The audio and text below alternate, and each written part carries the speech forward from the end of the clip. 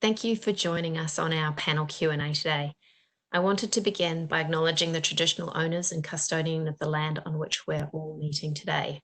I pay my respects to their elders past and present, and I extend that to all Aboriginal and Torres Strait Islander people attending our meeting, conference, gathering today, and particularly express that in light of Reconciliation Week this week.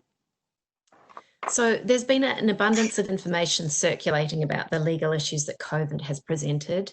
And at Maddocks, we've been working with various clients across all sectors on a range of COVID-specific issues over the past couple of months. You may have seen our COVID texts that are up on our websites.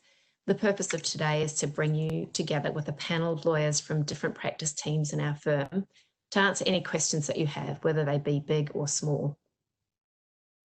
From speaking with our clients, we understand that organisations are in varying stages in relation to managing the issues that the pandemic has thrown up. And some of you may feel that you're in the thick of it still, and others will be starting to look at policies and procedures to start getting people back to the workplace. The aim of today is to answer those questions that you have, and regardless of what stage you're up to. So please do submit all your questions. You can submit these using the chat function. And if you could please be sure to submit them to all panelists, that will mean that we can all see the question when it comes in. Today we have partners from our employment safety and people area, commercial, property and dispute resolution and litigation teams. I'll quickly introduce you and then we'll kick off the panel Q&A. To give you an idea of my background, I'm Kath Debrasini. I'm a partner in the Maddocks commercial team and I work with a broad range of corporate and commercial clients. Gina Wilson is a partner in our dispute resolution and litigation team who has advised on a number of high-profile matters, including in the areas of directors' duties, contractual disputes, competition litigation, regulatory disputes, and etc. Catherine Dunlop is one of Australia's leading lawyers in work health and safety, advising on all aspects of safety, including procurement and contract management, due diligence, and responding to prosecutions. Also from our employment safety and people team, we have Lindy Richardson. Lindy advises on organisations and all levels of government on employment law, with a particular focus on industrial relations, employment and anti-discrimination law. And Lindy can answer any questions you have today around the Jobkeeper scheme. Stella Wild is a partner in our property team and has extensive experience in leasing and licensing, including disputes in this area and the enforcement of contractual terms. And last but not least, we have Rob Gregory, my fellow commercial partner. Rob advises on technology, media and telecommunications, advertising brands, competition and consumer law, and privacy and cybersecurity. So now that you know who we are, if you could please send through your questions, we'll start with a couple of questions now that people have submitted in advance when they registered for this event. The first question is in regard to enforcement of policies. And when I read this question, I couldn't help but think of current news items in regard to Donald Trump. But here is the question. Given the negative externality on others, especially of wearing masks, how can businesses enforce distancing and mask norms where a portion of people will not believe it to be necessary and will deliberately disregard policy? What redress would employees have if an employer has a policy but does not enforce it or has no mechanism to receive reports of the breach? And for this one, we're going to start off with Catherine Dunlop and from our work health and safety area. Thanks, Kat. Look, there's a few elements to this. In essence, I think we need to start with the idea that people have a very different idea about risk. So there are some people out there who still think that this is just a bad flu and we don't need to do anything. And there'll be other people who are terrified about the idea that they have to work and return to be around their colleagues. But there are very clear government guidelines from the Safe Work Australia website about what is a COVID safe website. And it makes it very clear that the employer has a responsibility, which is right. So the liability issues that arise if you don't enforce your policies or make things COVID safe and you ask people to return to a shared workspace, firstly, that if people get sick, you could be liable under relevant work health and safety legislation. Of course, there's the question of causation about where they caught it. But if you have an outbreak in your office because someone refuses to comply with social distancing, doesn't want to wear a mask, comes in when they're sick and coughs over everyone, it's a real possibility. There's also obviously the reputational and the public relations damage. No one wants to be the next Cedar Meats. And there's a huge, I think, issue as well in relation to engagement and trust in the workforce. So we think about that person who was the first person in your team to go and buy toilet paper, that person who's a bit terrified, the person who's got an immunocompromised parent who they want to visit on the weekend. They're going to be sitting there when someone else is not complying with social distancing and being resentful. So what I would say is this, you have to make compliance non-negotiable because there are employer consequences. And that has to be done through a range of measures, both policy framework, the tap on the shoulder and the chat. So some organisations are having isolation coordinators or return to work coordinators who are walking the floor and saying, actually, you can't do that. You need to be doing that. And then in some cases, you need to take disciplinary action if someone doesn't get it. I actually think the bigger problem is that some of the people who are not going to want to do this will be leaders in your organisations. And that's going to be the hard thing to deal with. So I'd say two things. The first is the Safe Work Australia guidelines makes it very clear that in managing risk, we've got to comply with the safety hierarchy of control. And safety people will know this, but in short, what it means is administrative controls, like telling people what to do, and things like protective equipment are the very last thing you should consider. What you need to start with is eliminating the risk, having people working from home, substituting or putting in engineering controls. So you need to put decals on the floor. You need to have big planter boxes that mean people can't get too close, as well as training and education. The other thing I'd encourage people to have a look at, if you're not already following what's on the Harvard Business Review, they've made all their COVID articles free. And there's a great one by Joseph Grenny on 5 tips for safely reopening your office. And it deals with that issue of what is acceptable behaviour when someone says to a leader, you're too close or you're not complying with the protocols. And the advice that he gives is the only acceptable response from someone is, thank you. This is really great advice. So that might be something that's useful for you to share as well. Thank you. And I believe that I did see an email go around to Maddox Partners identifying to them that the only acceptable response was thank you. So it's good to hear you say that advice here. The next question is actually also for you, Catherine, and it sort of flips it around. What if somebody is not safe at home and wants to come back into the workforce? How do we manage if we can't let them into the workplace? Do we have to provide them with a safe place to work outside of their home? And what training would you recommend that we provide to employees to enable them to be able to cope from working from home and remotely? Sure, thanks for that. Look, it's a great question. I think what we expected on the way out of leaving a number of traditional workplaces was that we would do our best from a safety perspective because we couldn't buy equipment. It was done in a time-critical way. But it's very clear now from the government guidelines, from the safety regulators, that there is going to be more expected. It doesn't mean that when someone is working from home, you have a replica of the office, but you do need to think about it. So let's start with breaking it down. If someone wants to return to the office because they're unsafe at home, we know that there are instances of this because of family violence, I think you should consider whether you can open it up to allow them some space to work. And whilst the guidelines from the government and the steps we're in are that you should work from home if it's safe to do so, if that person is not physically safe at home, then we should think about putting them back in the office.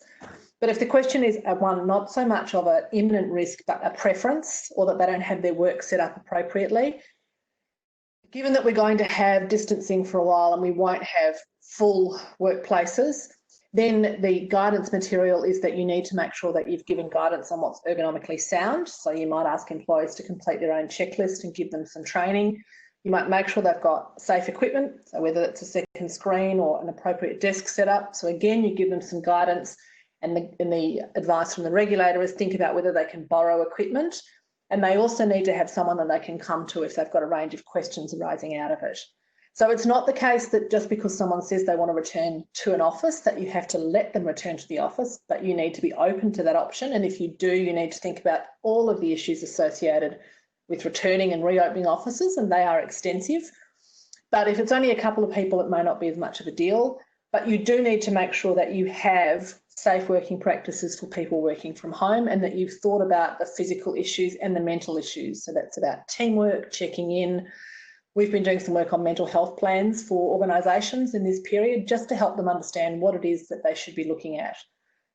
What I would say is there's an enormous amount of material out there. So we've helped with a guide, which is available if you're interested. But what we've really done is take the material from the Safe Work Australia website. It's really complex, but I would recommend that that's probably a good place to start if you're not sure what to look for. Okay, thank you. And then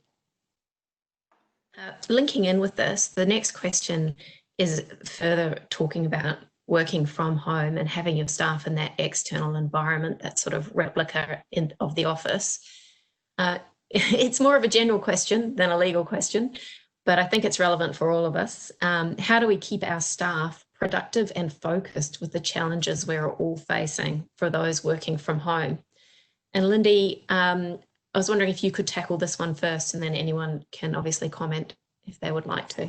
Sure. I think there's a couple of things that I would like to say about this question. I think the first thing is about keeping your employees engaged. So we've seen a number of initiatives, including in our team, in my clients, where they have put things in place to ensure that people are checking in with their team members. We've put in buddy systems where one person buddies up with another to check on them more regularly than others. We have put in, lots of workplaces these days are now having team drinks, team functions, rewarding, still having those sort of going away parties, but virtually over WebEx or over Zoom, those types of things. So I think engagement is a really strong piece in relation to keeping productivity up. Two, I think monitoring the mental health of workers is another very important piece in relation to this. So ensuring you have the support systems in place by having those initiatives that I've previously talked about, I think as well, people will get a sense if people are struggling, and then they can seek or suggest appropriate resources. So I think engagement, knowing who's struggling and being able to assist with that. And the third thing I think is that we are going to get to a point very soon, if we haven't already, where employers or managers really need to start having those difficult conversations if employees are not being productive, if they're not doing what they should be doing. I think until this point, there probably has been a little bit of a sense that we can put that on ice for a few weeks. Now we're getting to a point where we have our Prime Minister and our Premier saying you need to work from home unless you can't otherwise. So we're here for the long haul. We need to, for the sake of our businesses, for the sake of our engagement, for the sake of our colleagues, we need to start having those conversations about, where people are not perhaps doing what they should be doing. But again, we've put a lot of thought into how you do that. It's a very tricky thing to get right in this scenario. And we'd give you 3 points in relation to conducting a meeting online or remotely with your staff members. It's really important to prepare and plan for such discussions. You don't want to have them on the fly. You want to make sure that you're in the right spot, that they have the right support with them, that they perhaps have an indication about that the conversation is going to happen, so they can be prepared at their end. The second thing we would say is to plan the best format and content of the conversation. So should it be done via video conferencing? Should it be done on the phone? Will you need to use a platform that has breakout rooms, for example?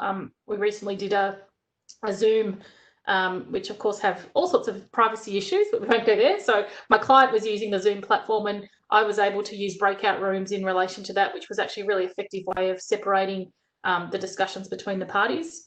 So thinking about those things when you're having the conversation. And the third really important point is to follow up. So ensuring that you don't just, have the conversation and then never check back in. It's imperative at the moment, where people are working remotely, working from home, perhaps working in isolation, but certainly in isolation from their colleagues, that you check in after that conversation to ensure that they're okay, and that there's any further assistance that they might need in relation to things. I'm sure there'll be others that have some tips or some other comments about productivity, so I'll leave it open to everyone else. Okay, just anyone put their hand up if they like it to speak. But those runs through the Q&A that was submitted to us prior to the start of this panel. Please do use the chat function to put any questions that you have up. Otherwise, when we sent out this invitation, we had previously filmed some short videos in relation to the subject areas that each of us were going to be presenting on. And we might just move through some of those subject areas as we go here today. And given that we've been talking about the challenges of having your own office at home, I thought I would go to you, Rob, just to talk about approaches to privacy and data protection in respect of operating offices from home in multiple places around Melbourne and beyond, and what approaches to privacy and data protection that you could recommend here.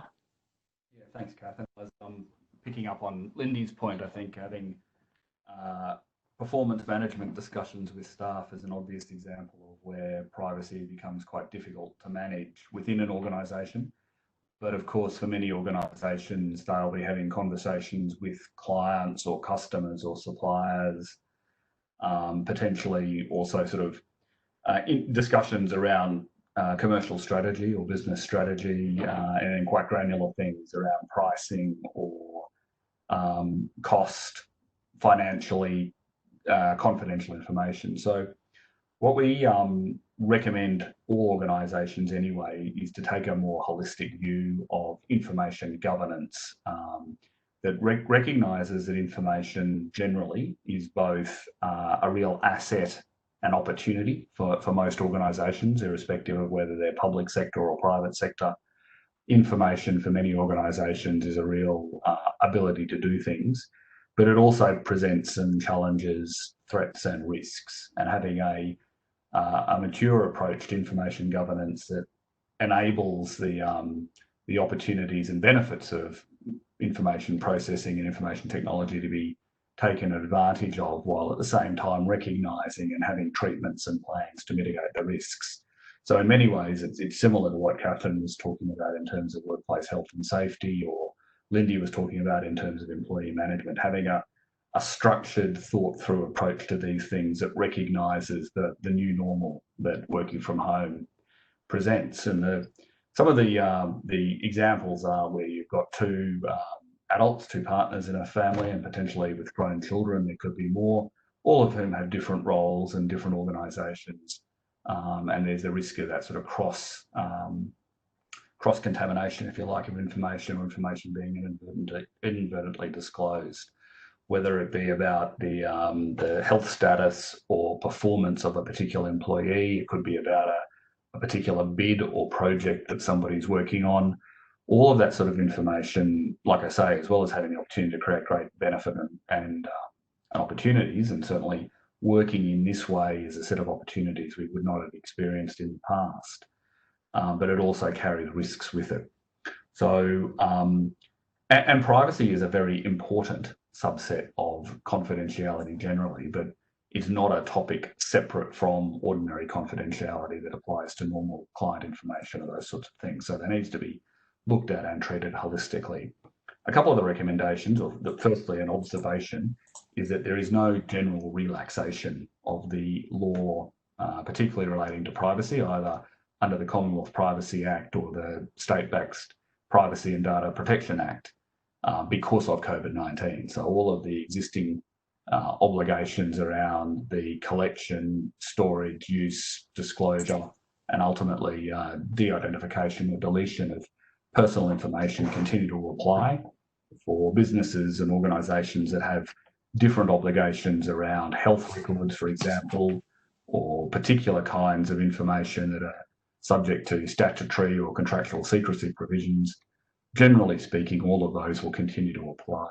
So one of the early things we were dealing with, seems like so long ago, about 2 months ago, was this idea of whether or not force majeure or frustration would mean that some of those obligations get relaxed, because it becomes very difficult to comply with them when you've got a large proportion or all of your staff working from home. And the real answer is no, it doesn't. So it starts to put a governance obligation on senior managers and boards to have plans in place for how we're going to deal with that. Some of it can be very simple around making sure that you're doing work on work equipment and not doing work on private equipment. And if you have a BYOD policy in place for your organisation, that those BYOD policies, both the personal but also the technical, are being implemented and continuing to be enforced. But through to really minor things. So like if you've got a home printer and you are printing out work-related documents, you're not just dropping that into the rubbish, you're holding onto it so that when you can come back to the office, that it'll be disposed of in the usual secure way. All of those sort of things become quite important. So, but it's sort of, I guess, probably a theme for today, and certainly sort of picking up on what Catherine and Lindy were saying, is that it's important that it be done in a structured, programmed, systematic way, rather than through sort of best efforts or by accident. Okay, thank you. And we've got another question from the audience, which does build on this. And it's in relation to advice for businesses who have workers deployed at customer sites. As we have returned to offices in some place, what steps do we need to take to ensure that third-party sites where our workers are deployed and are safe? Catherine,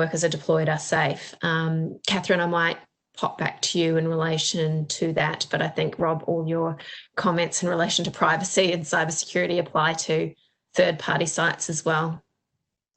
Thanks. You owe the same duty in relation to all workplaces where your workers work. So you will need to do the risk assessments arising from the work that they do in relation to third-party work sites as you would for your own work sites. Now, in many cases, you'll be able to rely on the material provided by whoever is the duty holder for that workplace. And there's an obligation under the Work Health and Safety Act, which applies for most of Australia, and a somewhat diluted version in the OH&S Act in Victoria that requires duty holders to consult, cooperate and coordinate. So yes, you owe a duty. So does the customer in relation to your workers at their site. So you should be talking to them, working out what they're doing. And if you're comfortable with it, that's great. If you're not comfortable with it, then you will need to think carefully about what you do and what you require, because you potentially could be liable for the risk to your workers at their site. Now, they will be too, but that's no answer if your people get sick or you have some sort of industrial disputation or the regulator gets called in. Okay, challenges everywhere. I wanted to go through some of the key legislative changes that have come in. So I'd like to go through Jobkeeper and then some of the commercial code of conduct in relation to commercial tenancies. And then after that, we can talk with Gina about the changes to the continuous disclosure rules. So Lindy, I know that we've previously prepared a video on Jobkeeper, which we can make available to people who are attending this webinar. But I was wondering if you could run through the key aspects of the Jobkeeper scheme and what are the main challenges that employers are facing from an employment law perspective as a result of the pandemic. Thanks, Kath. Big question. It's been 3 months of craziness in our world in terms of dealing with the issues that employers have had. I think from the perspective that I've seen this issue evolve, employers have gone through a number of phases. The first one was saying, okay, we need to work from home. How do we work from home? The second one was, okay, we can't work from home or part of our business has been closed. We need to consider stand downs. Then there was, okay, if we can't stand them down or don't want to stand them down, how do we consider reductions in hours, in pay, or how do we ask our employees to take leave? And then after all of that initial chaos, we had the announcement about Jobkeeper, which was, I think, very well received by most parties. The ones that are now working through it, including that form that's resulted in the overstatement of several $1 billion, I think, aside. It's been a scheme that I think has its basis in a wage subsidy program.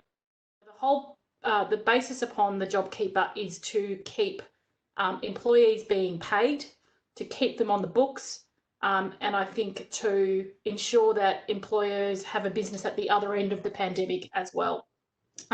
So the Jobkeeper, the eligibility, so most of the people who are here today would have already worked out whether they're eligible or not, one would hope. I think there's about another 3 more days, I think it's the end of May, when that is completely cut off.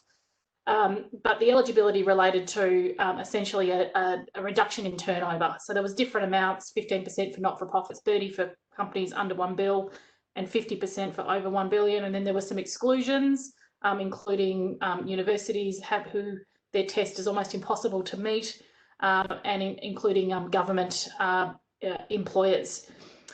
Then there was rules go to the eligibility of employees. So they needed to have been employed on the 1st of March of this year, or rehired if they had already been made redundant or weren't engaged at that on the 1st of March. They need to have relevant visa considerations, and they needed to be, if they were casual, have had regular and systematic employment for more than 12 months prior to the 1st of March. So as you can see from the press about Jobkeeper, and also the overstatement of what that was, you're starting to hear a bit of a clamouring about how can should we expand that program to cover more employees who have actually been cut out of this scheme. The Jobkeeper scheme, I think, so obviously has quite a lot of benefits in terms of both to employers but also to employees in terms of covering off on their, giving that pay to them. But it's important to note too, if for employers that are subject to the Jobkeeper scheme, there's quite a few provisions that have been included in the Fair Work Act that allow flexibility on employers to make sure that the Jobkeeper can work for your business. And I think it's really important that, particularly where businesses are returning to work now, or returning to some kind of normal, but it's not the same normal, that you consider those Jobkeeper directions that might be available to your business. Because I think it's going to be really important to, one, ensure that if you're going to use them, you do it properly, because the sense I'm getting is that as we're moving out of this, people are starting to forget about the health issues and are starting to think, hang on, I don't feel like I've been treated correctly, or I'm going to challenge that decision that was made a few weeks ago, or, when I said that I would take that 20% pay cut, I don't really agree with that now, all those sorts of issues. So making sure if you're going to rely on those Jobkeeper directions that they are compliant with what the law requires, but also looking at those in terms of, as I said, the structure of your business. So it does allow employers to make directions about hours of work, so you can manoeuvre the workforce a little bit to ensure that you maximise that $1,500 payment, as long as it's reasonable in all the circumstances, and as long as the reason why you're doing this is to ensure that your business survives at the other end of the pandemic. So it's a pretty complex and big area of law. As I said, Kath just touched on some of the main issues to do with Jobkeeper and the other issues that employers are facing. But as I said, we are starting to see a significant uptick in disputes with employees, in particular under the Jobkeeper scheme, but more generally. And of course, in a market that we have at the moment, every employee is going to challenge their termination, or almost every employee is going to challenge their termination if you go down that path, whether it be for performance, misconduct, or redundancy reasons. So be really careful in that area that we don't forget the underlying rules that apply. Okay, thank you. And just again, if anyone has any specific questions, you can do that by the chat button and address it to all participants, and then we'll be able to see it. So the other large piece of legislation that we saw introduced to assist people in the initial phases was in relation to leasing and the code of conduct for commercial tenancies. We have again provided that video, which does go over some of the key terms of that and some of the main issues. But Stella, I was wondering if you could delve a little bit further into actually how a tenant makes an application for relief from a landlord and the technicalities around that. Sure. Well, obviously moving on from what Lindy's just been saying about Jobkeeper, that's the first box that you need to tick in order for this to apply to you. You need to be eligible for Jobkeeper, but the limits are lower in terms of being entitled to rent relief. So Jobkeeper is obviously available to companies which have a turnover of greater than 50 million, whereas for the rent relief, the turnover has to be under that. or up to that amount. And also you have to look at the turnover of all companies that are connected, which is quite wide. So you're looking at whether all the different corporate companies that are related to the tenant have a joint aggregated turnover of under 50 million. So that's the first thing that's important to remember. You then, once you've satisfied those two things, you have to, there are some other types of leases that aren't eligible for agriculture and farming, but I don't think they're relevant to most of our audience today. You then look at what rent relief you're entitled to. So in Victoria, we do now have detailed regulations. So to most intents and purposes, the code is no longer relevant, the mandatory code. You need to look at the regulations. There are some states which have enshrined the code within their state-based legislation, but that's not the case for Victoria. It's effectively standalone, but does pick up on most of the principles that we've been speaking about ever since that mandatory code of conduct was announced. So one of the first things, and you mentioned, the actual application for relief by tenants. So this is something that's been specifically addressed in the regulations and is quite specific to Victoria. It does have a process whereby the tenant kicks this off by making an application to the landlord. That's how it gets triggered. With that application, the tenant needs to satisfy the landlord and give them a statement and evidence that they are eligible for Jobkeeper and eligible and participating. I should make it clear, because it is a requirement in Victoria that you're actually participating. And then you need to establish your reduction in turnover. Once the tenant has made that application, then technically the landlord has 14 days in which to respond with an offer of what they are going to propose by way of rent relief. And then the parties go into negotiations. One of the interesting things is, when does a tenant need to make that application? It's not clear in the regulations. Obviously, the regulations are backdated in effect.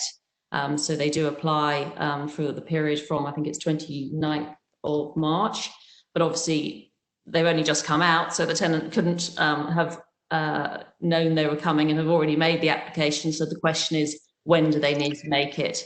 And I think for that, you need to go back to the overriding principles that both parties have to act reasonably and in good faith. So a tenant shouldn't be just completely sitting on its hands and not doing anything. It really needs to start, if it hasn't already, putting together the evidence that might need to be provided to their landlord, so that the landlord can seek, so that the landlord has the information ready to put forward an offer in terms of that rent relief. And in terms of the 14-day response period, the landlord can seek more time and can look to agree more time. And it might be that the tenant hasn't given sufficient information for the landlord, but they could still phrase an offer in terms of basing it on, subject to the tenant providing evidence of that the offer would be, and then X, Y, Z in terms of that actual offer. The parties then negotiate. They can seek help to do so. They can seek mediation. In fact, they have to go to mediation if they can't reach agreement without doing so. And if that mediation, which has a very similar procedure to the way that retail disputes have been dealt with for a long time with the Small Business Commissioner, if that still doesn't result in an agreement being reached, then it's at that stage that it will then go to VCAT or the courts, and you'll need that certificate saying that you have attempted mediation. Obviously, if the mediation is successful and you reach agreement, that's when it becomes binding, because you can put a binding agreement in place. But if you don't reach agreement, then it does go off to the courts and VCAT. The basic principles in Victoria are again around the rent relief reflecting the reduction in the tenant's turnover, but it is a little wider in Victoria. It does say that there's lots of different circumstances that can be taken into account. Generally, though, I'd be thinking that it's only in exceptional circumstances that a tenant would either get more than the sharing of relief, or that the landlord would persuade VCAT or the tenant to accept a lower reduction. Okay, thank you. And we have a specific question on this. Stella, where the landlord refuses to discuss rent relief, would you recommend withholding rent to force the landlord to deal with your proposal? Well, most tenants are withholding rent. I think that's a fact across the board, nearly all. It's not just in terms of, we hear a lot about Smiggle and Premier on the news about stopping paying rent very quickly. But most tenants are withholding rent. Others, I've acted for tenants that have worked out what they think they should be entitled to, and they're only withholding the balance. So they're sort of working out their own entitlements and then paying rent in accordance with that. There's little risk for tenants in terms of doing so. So there's protection obviously there in the regulations about if the tenant's doing everything it needs to do, it's made its application for relief, that non-payment of rent in these current times won't be dealt with as a breach. Generally, in terms of tenants' possession of premises, they always have that fallback of the right to seek relief against forfeiture anyway, even if you didn't have any of these regulations. So it would be a pretty harsh landlord, even without them, tried to take action based on non-payment of rent.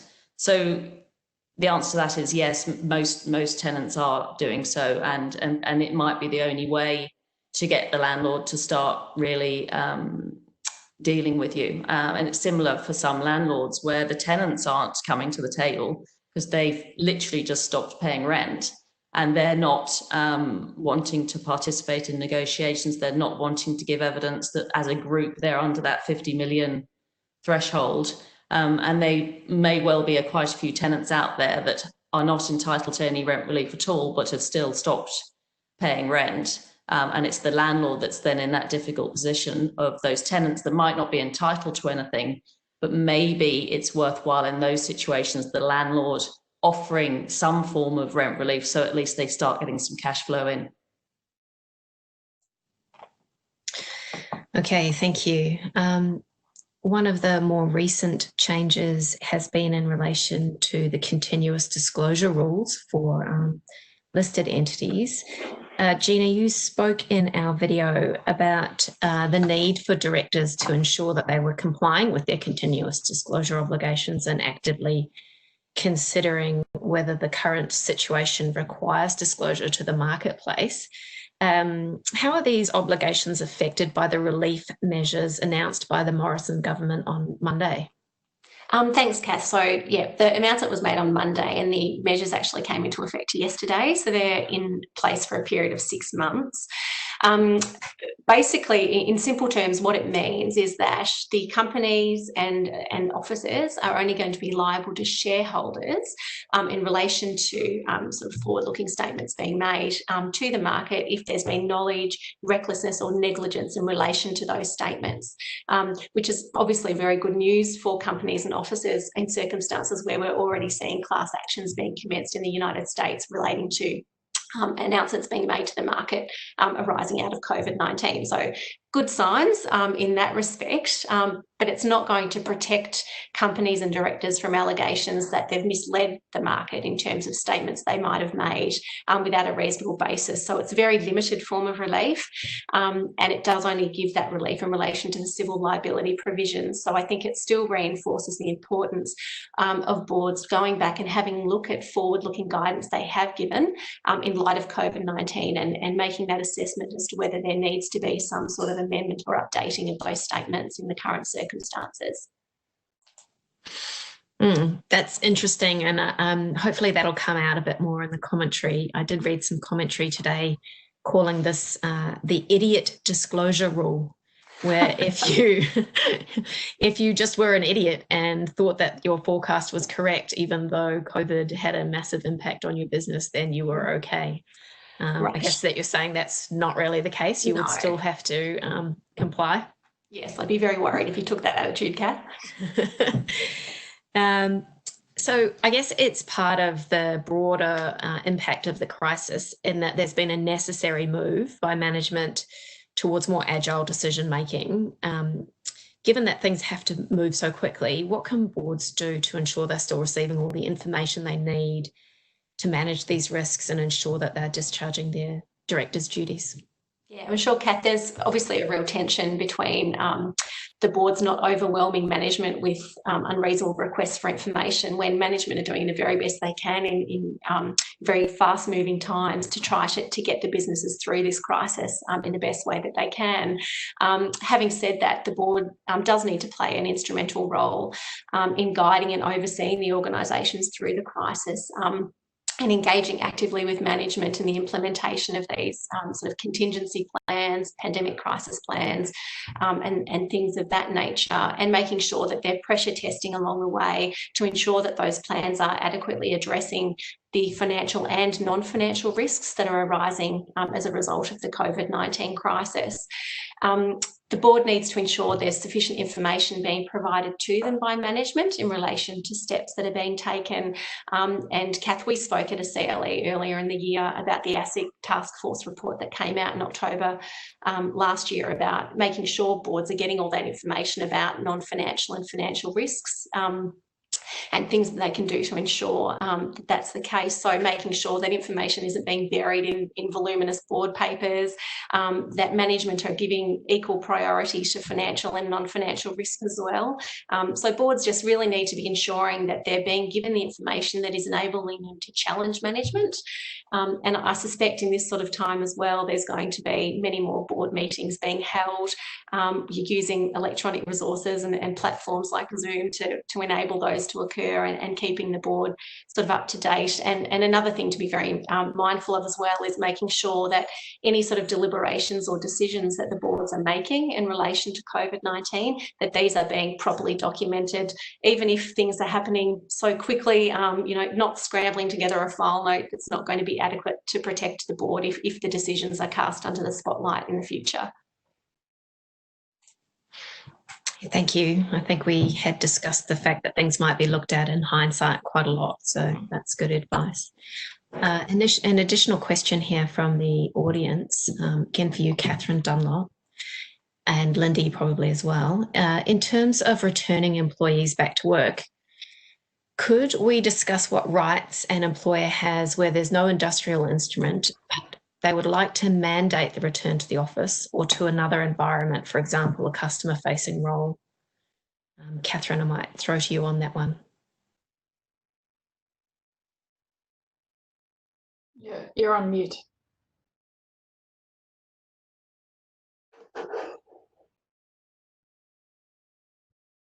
anyone hear Catherine? No, Catherine. No. Yeah. Really thought I managed that. No, someone always has to play that role. I think there's two things to think about here, two distinctions. There's the distinction between those roles that require someone to work in a customer-facing role and those that don't. I just deal briefly with what happens if we say to someone that they are required to come and attend at a workplace when it's not necessarily part of their role.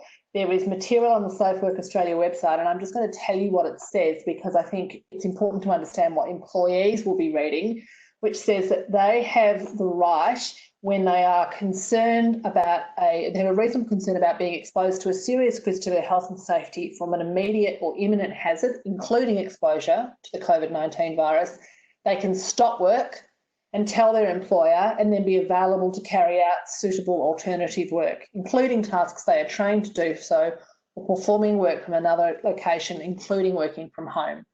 So just be aware that that material is online, and so if you say to someone, we need you to do X, and they don't want to, they'll be looking at that. And Lindy will deal with the employment law issues out of it. But the other side of it, which is going to apply when you do require someone to interact with human beings and the job can't be done remotely, is if they are a vulnerable worker, a different set of rules apply. So those are people who are Aboriginal and Torres Strait Islander 50 years or older with one or more chronic medical condition, people 65 years and older with chronic medical conditions, people 70 years and older, and people with compromised immune systems. If they say that they don't want to come to work, or even if you looked at the work they do and they are working with other people, you need to do a risk assessment about whether or not the work is safe for them to do. If it is not, then you need to look at whether you can redeploy them, and then other options like leave. But you might get to the point where they are unable to fulfil the inherent requirements of the role because they can't do it safely.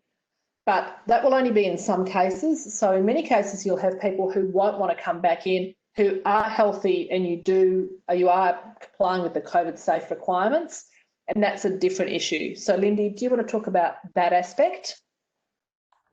Sure. I think the issue there that arises is whether a direction to return to the workforce or the workplace is a lawful and reasonable direction.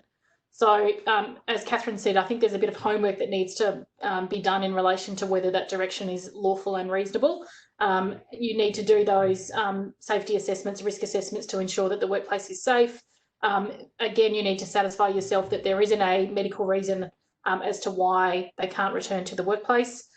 If they still refused to do that, then obviously you have a number of options available, the most extreme being disciplinary action to say, well, you're failing to comply with a lawful and reasonable direction, and I'm going to, that would equate to serious misconduct, to potentially talking to them about taking a period of leave, whether that be paid leave or unpaid leave, whilst they're feeling that they don't want to return to the workplace. So I think in this environment, we need to be very careful again about the reasons why someone might want to say or does say, I don't want to return to the workplace, or I don't want to return to that place, and try and discuss that with them and unpack the reasons for it. And then I think it's about coming up with an appropriate response within the circumstances as to why they may not want to return to the workplace.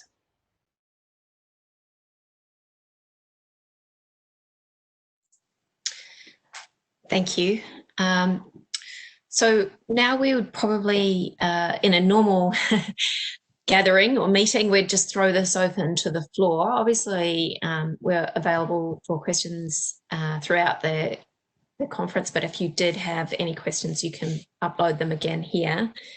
While we're going to wait for people to put any final questions that they might have, I might go to each of you just to see in a sort of a one-line summary, what's the most pressing thing you're dealing with for clients at this stage of the pandemic, and a sort of a one-liner about what you think is the next thing that people are going to have to deal with in your area. And Lindy, you're on the screen on my on my video, so I might start with you if that's okay. Thanks, Kath. I think one of the main issues at the moment that businesses are looking at, I'm supposed to be one-liner, sorry, I'll keep it, is to what extent the changes are permanent.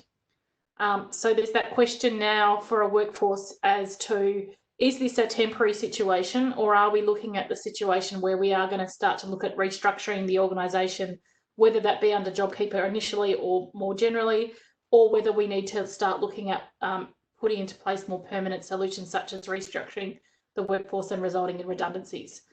So that's something that employers will start to turn their mind to, I think, once we get beyond, once we sort of go over the patch of returning to the workplace. It's about, well, what is the new normal for my business and how do I implement that? So my tips would again be starting to think about those issues, looking at them, but also making sure to mitigate any risks arising from that, because as I've said earlier, we are in a situation where I think litigation is going to be more prevalent, so you need to be careful about those decisions.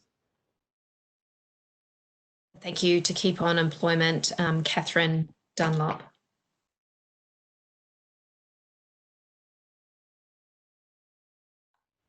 Catherine, you're on mute. Sorry, I would say not to underestimate the amount of work that might be required if you're going to be returning to a workplace that you've mostly been absent for, or you're going to be working in different working environments. There are very extensive requirements to make things COVID safe. You need to consult with your workers. You need to do risk assessments. Most of your risk assessments will be out of date. And once you start looking at this, you will find more and more questions arising. So put some good people aside and put some time aside, because to do it properly is a lot of work, and we're helping clients through that process, and they're constantly saying to us that they are just overwhelmed by the number of things they need to think about and the amount of time that it's taking. Thank you. And Rob? Sorry, try not to make the same mistake. Look, I think two things. Firstly, it's data breaches. So the latest statistics from the OAIC for data breaches unfortunately doesn't capture any of the period covered by COVID-19. So it was one of the last things that happened before the lockdown on the 28th of February is the OAIC reported its notifiable data breach stats to the end of December 2019, and that showed a bit of an upward trend again. But qualitatively and anecdotally, we know that there's an awful lot of data breaches happening at the moment. The second is coming back to Lindy's point about the new normal. So when workplaces do start settling into the new normal, and there probably almost certainly will be changes to the way of working, conducting as well as occupational health and safety and industrial reviews, but really thinking about privacy and data protection impact assessments. What impacts does this new way of working have, both for the way we deal with personal information in the privacy context, but how do we also protect our organisation's confidential information when people are working in a new way? There wasn't really much time to do PIAs or privacy and data protection impact analyses before it ended, before COVID-19 started, but there certainly will be some time to do them as we're coming out of it. Okay, thank you. And Stella? The main issues arising are really what information do tenants have to give and what information can a landlord ask for. There's been some guidance put out about that on the Victorian Small Business Commissioner's website. Basically, it's in terms of requirement of BAS statements definitely isn't okay, but what other information you might need, especially to work out in terms of groups of companies, whether their aggregate turnover is over 50 million is much more difficult. The second aspect is then how do I actually structure that rent relief, particularly for landlords that want to take into account tenants gradually improving turnover. They don't want to fix themselves to a certain amount of relief. A tenant has the right to go back if their circumstances change, but a landlord doesn't. So it's how do you structure it? I think most are going to go along the lines of a formula. So it won't be a set percentage of rent relief for the whole period. It will be a formula based upon whatever the reduction in turnover is. And you might have an estimated reduction and you pay that estimated rent. And then there's an adjustment at the end. And then the other thing to think of is the structuring of obviously part's waiver, or presumably part is going to be sought as a waiver. The other bit is a deferral. The deferral doesn't have to be equally spread across the relevant period. You can look at deferring and paying off more at the end of that deferral period to really help your cash flow. So basically it's what information is going to pass between the parties and how am I going to structure that. That has to get kick-started before this end of this September period. Because although there's no real deadlines, if the landlord does keep asking you and you're just not giving anything or vice versa, then you're not really acting in good faith. So you could find yourself caught out. And so it's really important to start getting that done, and vital that you've kicked off that whole process before you reach the end of September. And time seems to be flying by while we're on leave and working remotely. I don't know about other people, but the months are just flying by. So it's just going to come upon us before we know it. And some commentators are saying, get in there early. There's going to be huge queues for mediation services. VCAT's been basically shut down for a long period. They're going to have backlogs. So particularly I'd have thought more for landlords than for tenants, especially if the tenants aren't really paying the rent. There's just going to be wanting to get that started because it's going to take a long time if you don't reach agreement and then you go to mediation and then you need to have an application to VCAT or the court. It's going to be a long process. Interesting. And Gina, any final comments from you? Yeah, sure. So, I mean, one of the major issues we've seen is the ability of parties to comply with their contractual obligations. And you can see that there's going to be sort of a lot of litigation coming out of this where parties haven't been able to comply, whether for financial reasons, disruption to supply chains, a number of various reasons arising out of COVID-19. So I think, moving forward, if it hasn't already been done, it's very, very important for people to be reviewing their contracts and their commitments that are coming up to ensure that they're in a position to comply, and if they're not, to really get on the front foot and have the negotiations with the other parties at the early stage to try to come up with some variation to their contractual commitments, just to protect themselves moving forward. Okay, that's great. Well, thank you everyone for that, and thanks for attending, everyone. As you know, we've done the videos. They went out with the invites, and Jen will send those around again. They give some summary information on each of the different topics. But if anyone does have any further comments that they think of after this session, please just do send them in and we can address them for you then. We hope it's been helpful, and have a great day.